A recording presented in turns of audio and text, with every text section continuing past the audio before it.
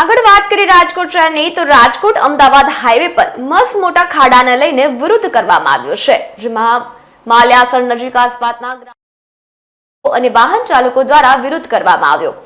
રસ્તામાં મોટા ખાડાઓને લઈને આ વિરોધ પ્રદર્શન કરવામાં આવ્યું હતું। છેલ્લા 1.5 વર્ષથી ખાડાને લઈને લોકો હાલાકીનો સામનો કરી રહ્યા છે, ત્યારે હાલમાં પણ હાઈવે પર મસ્ત મોટા ખાડાઓ જોવા મળી રહ્યા છે। જ્યારે આ મામલે 8 થી 10 ગામના લોકોએ અનેક વખત જિલ્લા પંચાયતથી લઈને કલેક્ટરને રજૂઆતો પણ કરી છે, પરંતુ તંત્ર દ્વારા કોઈ કામગીરી કરવામાં આવી નથી। તેમજ હાઈવે પર મસ્ત મોટા ખાડાઓના કારણે અકસ્માત જેવી દુર્ઘટનાઓ સર્જાય તો જવાબદાર કોણ, ત્યારે તંત્ર સામે સવાલો ઊભા થઈ રહ્યા છે। મારું નામ વિજયભાઈ મનસુખભાઈ બોરડ, હું હાલ તાલુકા પંચાયત સભ્ય છું। વિજયભાઈ, શેનો વિરોધ છે આપનો?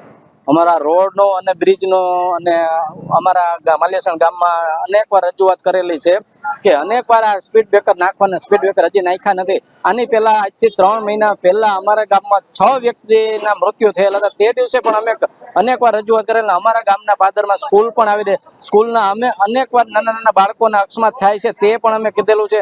અમારા બ્રિજની અંદર લાઇટો પણ નથી, અમારા બ્રિજની અંદર અવારનવાર ખાડા પડે, પંચાયતના પૈસાથી અનેકવાર મોરમ નાખેલી છે તો પણ ખાડા પડે છે। તો અહીંયા ચોકડાથી સાતનમાંથી ચોકડી લગીને અતિ બિસ્માર રસ્તો ખરાબ છે, તો તેને પણ અમે આજના માટે રજૂઆત કરવા અને આ રસ્તો જો તાત્કાલિક ધોરણે નહીં થાય તો અમે ઉગ્ર આંદોલન કરવાની પણ ચીમકી ઉછાળી છે અને આપવાના છીએ પણ। કેટલા કિલોમીટર સુધીનો રસ્તો ખરાબ છે? આજ છેલ્લા ઓછામાં ઓછો 1 થી 1.5 કિલોમીટર રસ્તો છે, પણ 1 થી 1.5 કિલોમીટર કાપતા ઓછામાં ઓછું 15 થી 20 મિનિટ, 20 થી 25 મિનિટ લાગે છે અને અવારનવાર અકસ્માતની રજૂઆત પડે છે। અને નાના બાળકોને સ્કૂલ વાનું, નાના બાળકોની રિક્ષાઓ સ્કૂલે જતી હોય એ પણ અનેક વાર ખાડામાં ઘૂસી જાય છે, તો બાળકોને ઉતારીને પણ ધક્કા મરાવે છે।